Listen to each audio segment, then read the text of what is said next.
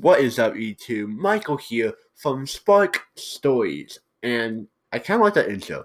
This is my first ever YouTube video on this new channel. I've done videos before on my old channel, my other channel, but this is my first ever one doing it for a new channel, so it's kind of scary. So if you guys do like my content, subscribe. Honestly, this is kind of new to me, so I hope you guys can all join me on this little adventure of finding myself and doing this new YouTube channel. But I want to talk about my first story time. I want to talk about the time that I almost got kidnapped when I was a little kid. Now, back when I was a little kid, I would always play in the front yard, and the only problem with that was there was these two chihuahuas, min pins we call them, I think they were min pins in front of the house, and they would chase us. We were scared because I was like a 7-year-old getting chased by a dog. Yeah, I'm gonna be scared. So one day I was playing with my Beyblade when I think I was 8 years old at the time, and I would play with my Beyblade in the front yard, and I would walk around the neighborhood, launch my Beyblade into the street, which probably explains why those things break so easily. They're not meant for the pure concrete where they're not meant for that. They're meant for, a stadium, which, I was too poor at the time. I mean, I was so poor at the time, and still am, but, I was too poor at the time to afford a stadium, so we would always battle on the street, and that probably explains also why I didn't win, because I had a tap type, and I'm going a bit on a side note, but tap types literally were OP in the stadium, but they couldn't last long on anything else. And they would always get all, like, the bottoms would get all messed up and smushed because we were launching on the concrete. But I was walking around my neighborhood, and pretty much I was walking around, and all of a sudden I hear barking. So me being a kid, I turn around and I see a min pin, and the min pin was coming right towards at me. So I do anything what any logical human would do and went away from it.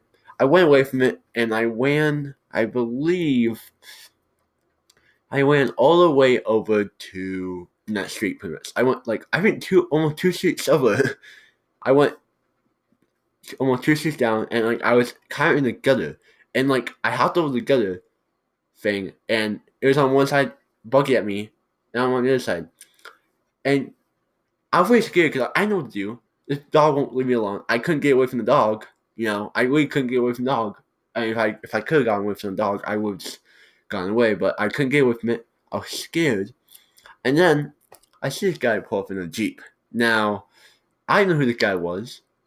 And, my parents, for as much parenting they have done in their life, they at least taught me stranger danger. Which means, if you don't know, don't get into a van or a Jeep in the case with a stranger, because they may say, "Oh, I'm going to take you home." Don't trust them. They might try to kidnap you. Now, you see, I was a smart kid. I was a very smart kid. I knew that, hey, if a man says, "Hey, I'll help you, I'll take you home, get in my Jeep, and I'll take you home," you don't do that, because, yeah, they could be nice, but chances are I could have been kidnapped and never been seen again. And now, so I pretty much told them, "Look, the only thing I need help with is the dog," which I probably said, as a kid, I probably just said, "Get the dog away from me."